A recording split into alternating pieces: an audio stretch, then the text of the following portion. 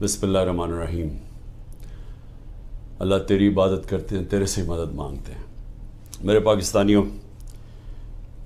अब तक 9 मई से अब तक 150 पेशियां कर चुका हूं मैं अदालतों में। 150 केसेस की पेशियां मैं भर चुका हूं अदालतों में। मेरे ऊपर 150 केसेस थे, 145 केसेस थे 9 मई से पहले। अब वो तकरीबन 165 पे पहुंच गए हैं, और वो जो नए केसेस हर रोज़ आ रहे हैं, तो ये बड़ी जल्दी मैं 200 केसेस पे पहुंच जाऊंगा। डबल सेंचुरी हो जाएगी मेरी। और सिर्फ घर से निकलता हूं, अदालतों में पेशी करके फिर घर वापस आता हूं। मैं ये आज आपके सामने ये चीज़ें क्यों रख रहा हूं? इसलिए नहीं कि मुझे ये कोई केसेस की वजह से मैं कोई कमज़ोर पड़ रहा हूँ या मैं कोई घबरा रहा हूँ। ये मैं तैयार हूँ हर चीज़ के लिए, कि जब भी मुझे पता था कि ये माफिया का मैं मुकाबला करूँगा। माफिया का मतलब ये कि ये वो लोग हैं, ये छोटा सा तबका है, ये मुल्क के वसाइल के ऊपर कंट्रोल करके बैठा हुआ है, ये आपस में मिले हुए हैं। इन्होंने, जब मेरी हुकूमत चल रही थी, तो इन्होंने पूरा प्रोपेगेंडा किया। मीडिया के हाउसेस के लोग इनके साथ मिले हुए थे। अब वो ज़रा दौर देख लें, क्योंकि अल्लाह अल हक है। वो तो अब इकोनॉमिक सर्वे, जो कि हर साल माइशत के ऊपर एक सर्वे पब्लिश होता है, इकोनॉमिक सर्वे ऑफ पाकिस्तान, उसके अंदर वाज़ेह लिखा हुआ है कि हमारा दौर किधर से शुरू हुआ, क्या हालात थे हमारे, सबसे बड़ा बैरूनी खसारा, उसके बाद कोरोना के 2 साल आ गए, सारी दुनिया में तबाही मची उसकी।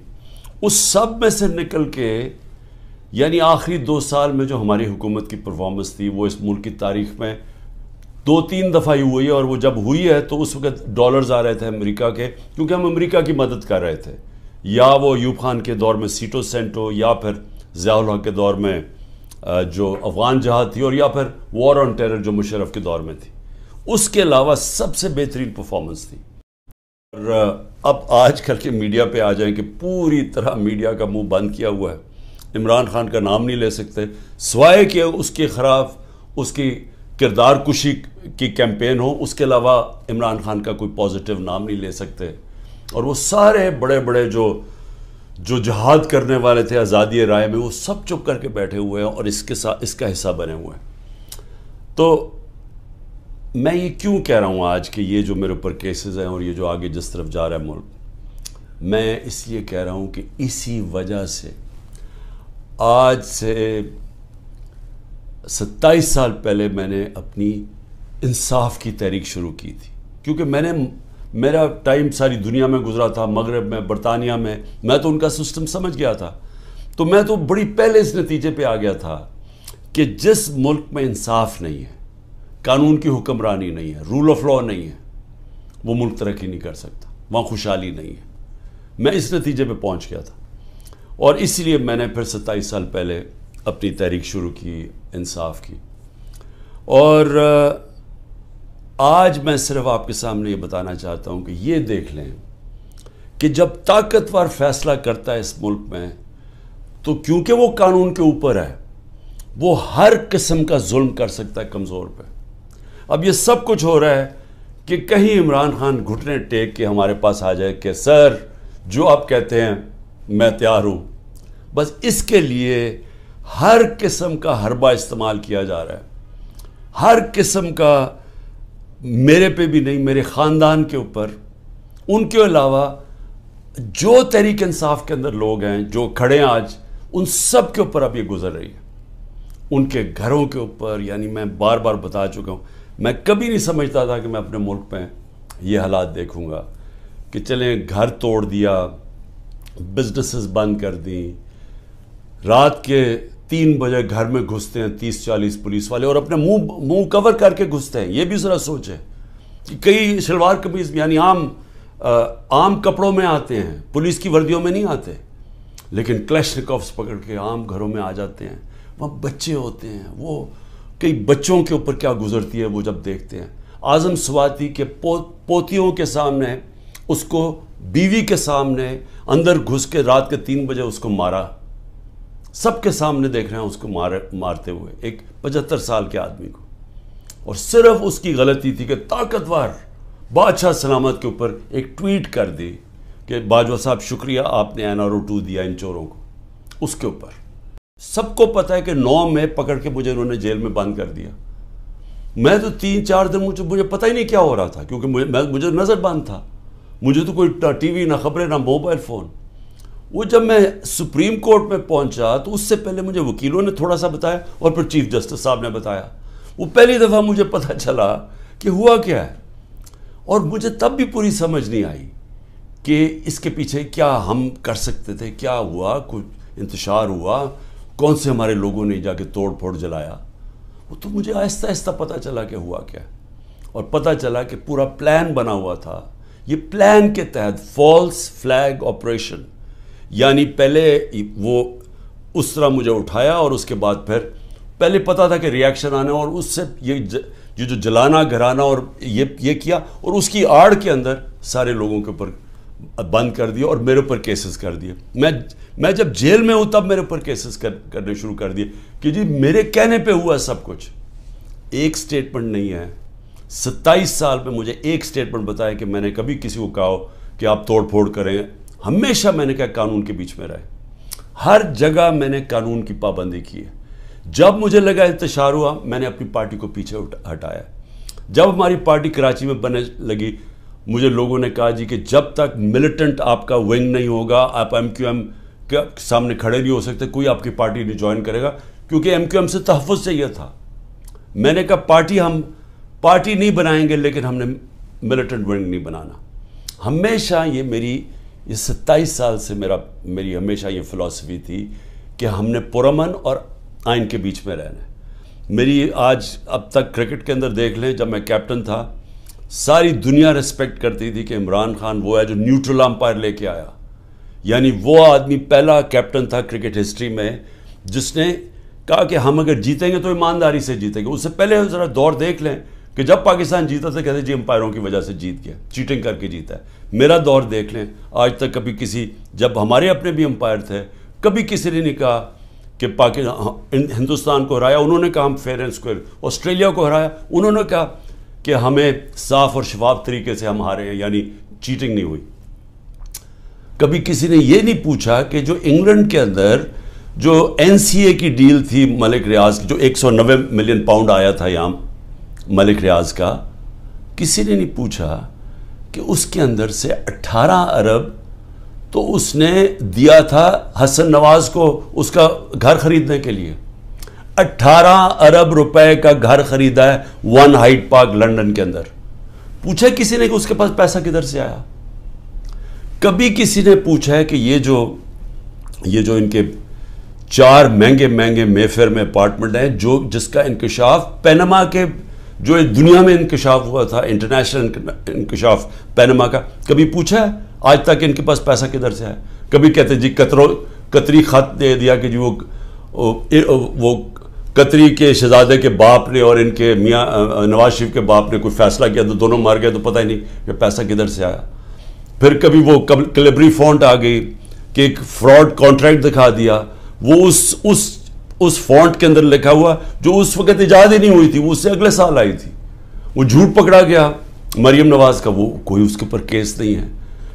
کبھی کسی نے یہ نہیں پوچھا کہ وہ جو چودھری شوگر مل کا 80 کروڑ روپیہ دکھایا تھا کہ جی کسی دبئی کے بزنس مین نے بھیجا ہے، وہ دبئی کے بزنس مین نے نیب کے اندر لکھ کے دیا کہ میں نے پیسہ نہیں بھجوایا. تو یہ سارا منی لانڈرنگ کوئی انہیں پوچھتا نہیں ہے. توشہ خانہ میں ذرا پہلے یہ تو پوچھے کہ آصف زرداری نے 3 گاڑیاں لی توشہ خانہ سے، نواز شریف نے ایک، مریم نواز نے ایک، جو کہ توشہ خانہ میں نے ڈکلیئر کی. گاڑی لینا غیر قانونی چیز ہے، گاڑی نہیں نکال سکتے آپ، کوئی پوچھ نہیں رہا ان کو. آصف زرداری کے اوپر وہ جو فیک اکاؤنٹ کیسز تھے، اربوں روپے کا پیسہ جو شروع کیا تھا طریقہ نواز شریف نے ہدایبہ پیپر مل میں کہ یہاں سے چوری کر کے پیسہ ہنڈی والی سے باہر بھیجو، ادھر سے ریمیٹنسز دکھا کے پاکستان لے آؤ، وہی پیسہ بلیک کا پیسہ وائٹ کر لو. خود ہی قانون بنایا کہ جو باہر سے ریمیٹنس ہے کوئی سوال نہیں پوچھ سکتا. وہ ہدایبہ پیپر مل کے جو کیس تھا اس کے اوپر BBC کی ڈاکیومنٹری بنی. اسحاق ڈار نے 164 کا بیان لکھوایا کہ کیسے وہ پیسے ان کے منی لانڈرنگ کر کے بھیجتا تھا. وہ قاضی فیملی جو لنڈن میں بیٹھی ہوئی تھی, اس کا پورا بیان ہے. تو وہی طریقہ سارا ابھی تک, وہ شہباز شریف کا جو ہمارے دور میں پکڑا گیا, ایک ہی تو ہمارے دور میں ہوا تھا شہباز شریف کا جو کیس, وہی شہباز شریف کے کیسز کہ یہاں سے 8 ارب روپیہ اس کے جو منگوایا وہ فیک اکاؤنٹ سے سارے. چیزیں بتا رہا ہوں کہ یہ المیہ پاکستان کا. کیوں وہ بیچارے جو کشتی میں جن لوگوں سے پوچھیں رشتہ داروں سے, جو گریس میں یہ کشتی میں ہمارے کوئی 300 پاکستانی بیچارے ڈوبے ہیں, ان سب نے کیا کہا کہ ہمیں کوئی امید ہی نہیں نظر آ رہی, پاکستان میں ہمارے کوئی چانس ہی نہیں اپنے آپ کو اوپر لے جانے کا. یعنی وہ لوگ اس ملک سے امید چھوڑ کے بیچارے یہ نکل رہے ہیں, پیسے دیتے ہیں, قرضے اکٹھے کر کے نکلتے ہیں یہاں سے. یہ وہ لوگ ہیں, کیونکہ یہاں جو طاقتور ہے وہ جو مرضی کر لے, اس کو یہاں کا پاکستان کا انصاف کا نظام نہیں پکڑتا. اور یہ ہمارے سامنے اب بیٹھے ہیں سارے دن دناتے ہوئے, 30 سال سے جو ایک دوسرے کو چور کہہ رہے تھے, آج سارے اوپر بیٹھے ہوئے ہیں. کوئی ان کے اوپر کیسز نہیں ہیں, ختم ہو رہے ہیں ان کے کیسز. کیس کس کے اوپر کر رہے ہیں؟ ان لوگوں کے اوپر جن کی پوری کوشش تھی کہ اس ملک میں قانون کی بالادستی لے کے آئیں. یہ جو لوگوں کے اوپر ظلم کیا جا رہا ہے, جو جیلوں میں بھرے ہوئے ہیں, جو ہمارے کارکن ہیں, اس گرمی کے اندر چھوٹے چھوٹے کمروں میں کھانا باہر سے لے جانے نہیں دیتے, ان کو اس طرح کر رہے ہیں جیسے کہ کوئی دشمن ملک کے لوگ ہیں, اپنے لوگ ہی نہیں ہیں, بلکہ دشمن ملک کے لوگوں سے یہ بھی نہیں کرنا چاہیے. تو یہ سارا کچھ ثابت یہ کرتا ہے پاکستان میں کہ جب تک ہم اس ملک کے اندر اپنا انصاف کا نظام نہیں ٹھیک کرتے, جب تک طاقتور اسی طرح ظلم کرتا رہے گا کمزور پہ, اسی طرح ہمارے غریب لوگ یہاں سے ملک سے کوشش کریں گے یہ کشتیوں میں باہر جانا, کیونکہ یہاں روزگار ملنا نہیں ہے. جب تک ہم انصاف کا نظام نہیں ٹھیک کرتے, یہاں سرمایہ کاری نہیں ہونے لگی, سرمایہ کاری نہیں ہوگی, نوکریاں نہیں ملیں گی, اور نوکریاں جب نہیں ملیں گی تو یہی حالات ہوں گے, غربت بڑھتی جائے گی, بے روزگاری بڑھتی جائے گی, جو بڑھ رہی ہے پاکستان میں. اور جو طاقتور ہے وہ اپنا پیسہ باہر رکھے گا. یہ ساروں کا, یہ جو میں نے نام آپ کو بتائے ان بڑے بڑے خاندانوں کے, سب کا پیسہ باہر پڑا ہے. ان کو کوئی فرق نہیں پڑا کہ روپیہ گرتا ہے, مہنگائی ہوتی ہے, ان کو فرق ہی نہیں پڑتا. ڈالرز میں پیسے پڑے ہوئے ہیں ملک سے باہر. یہ جو ہماری تحریک ہے, یہ پاکستانیوں, یہ آپ کے مستقبل کی تحریک ہے, یہ حقیقی آزادی کی تحریک ہے. اس میں آپ نے نہ گھبرانا ہے, نہ دل چھوڑنا ہے. اگر ہم اس وقت اپنی جد و جہد سے پیچھے ہٹے تو یہ ہمارے بچے ہمیں کبھی معاف نہیں کریں گے. اس ملک کا مستقبل ختم ہو جائے گا. یہ جو اوپر قبضہ گروپ بیٹھا ہوا ہے اور یہ ظلم کر کے لوگوں کو ڈرا کے ہمیں غلام بنا رہا ہے, آپ نے کسی صورت پیچھے نہیں ہٹنا. میں پھر سے آپ کو کہتا ہوں, پیچھے ہٹ گئے, ملک کا مستقبل کیا؟ وہ جو بڑی خواب تھی پاکستان, جو ہمارے لیڈر قائد اعظم, جنہوں نے, جو کانسٹیٹیوشنلسٹ تھے, جو کہ قانون کی حکمرانی پہ چلنے والے تھے, جو آزادی کی جب وہ بات کرتے تھے تو وہ کوئی کمپرومائز نہیں کرتے تھے آزادی کے اوپر. خوددار انسان تھے. یہ غلام ہندوستان میں ایک آزاد انسان تھا جس کے ضمیر کی کوئی قیمت نہیں تھی, جس کے مخالف بھی ان کی عزت کرتے تھے. اور علامہ اقبال, جو ایک